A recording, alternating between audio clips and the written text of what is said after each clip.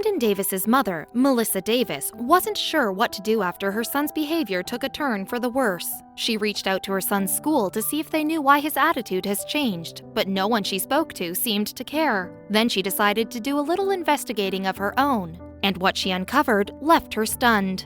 Melissa Davis from Baton Rouge, Louisiana, was a married mother of 3 young boys. She loved her job because she got to work with mini horses that are trained to be therapy animals. But she had one family member who kept her very busy. Her then 12-year-old son, Camden, was autistic, so he kept her really busy. Naturally, she was very proactive, so when he began to behave oddly, she started checking to see what was wrong. And the first thing that came to her mind was his situation at school. Could his teachers be stressing him out? Davis considered herself lucky because Camden got into the Greater Baton Rouge Hope Academy. Inclusion, encouragement, positive relationships, and recognition of student accomplishment were part of the school's motto, so she assumed her special needs son would be safe there. But she was mistaken.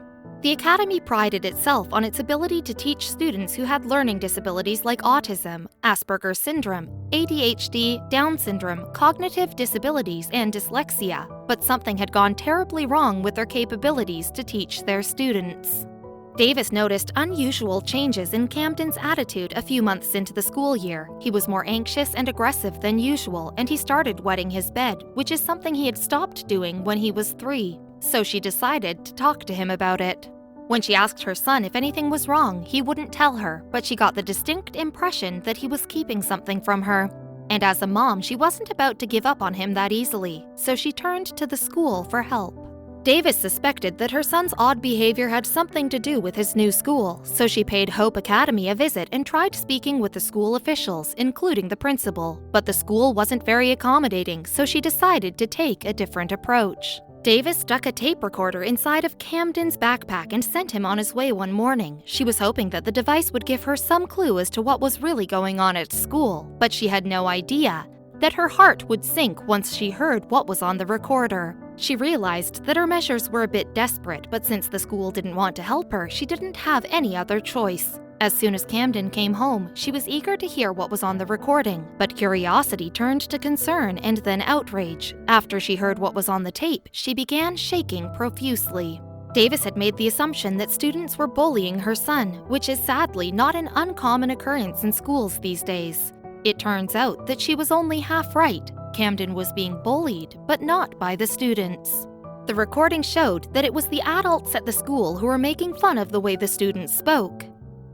And, as if mocking wasn't bad enough, a teacher and teacher's aide told Camden that someone like him would never make it in public school. In that moment, Davis felt like she was about to explode. "I just wanted to scream and cry and do everything I could because it was so bad," she told WBRZ. "To think that I had sent my son there every day and what had happened before that I didn't know about." But she wasn't about to let them get away with it. She turned to the media as well as social media for help. She even hired a lawyer to pursue legal actions, and attorney Charlotte McGeehee took actions that shook the foundation of Hope Academy to its core. But the school claimed that Davis didn't come to them first. Hope Academy principal Linda Stone addressed the allegations in a statement and claimed that Davis had refused to meet with the school officials to talk about how to handle the situation. In fact, Stone claimed that she only learnt about the incident after the recordings were uploaded online. The Academy's officials were alerted to Davis's recording posted on social media on March 23rd of 2018, and they immediately took actions to remedy the situation. This led to the eventual termination of 2 teachers, but Davis's attorney wasn't done yet. One of the worst possible things you can do is take advantage of the infirm or a disadvantaged child. McGeehee told WBRZ they need the extra protection and he didn't get it. "When I heard the treatment of this child through the recording his mother made, I was horrified." But McGeehee and Davis were determined to ensure this never happened to another student again. Davis shared the audio clips in the hopes of alerting other parents to be on the lookout for similar warning signs in their special needs children that might indicate a similar situation. And the school board's president assured everyone that things would change. Board President Brandon Black sat down with parents to discuss ways they planned to prevent what happened to Camden from ever happening again. Some of the ideas discussed included finding money in the budget to add cameras in the school, but this wasn't enough to tame one father's anger.